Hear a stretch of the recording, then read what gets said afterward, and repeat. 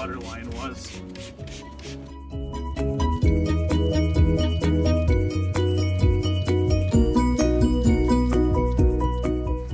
Alright, so it's been about an hour from start to now.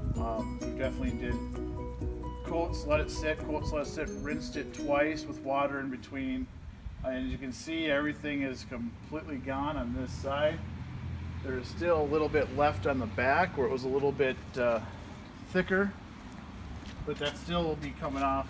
I would say maybe 1 or 2 more coats, let it sit and rinse off. But so for the most part, with 2 people and a gallon of this stuff, about an hour and your boat's clean. So check it out, FVP Boat Hull Cleaner, FVPparts.com. Thanks.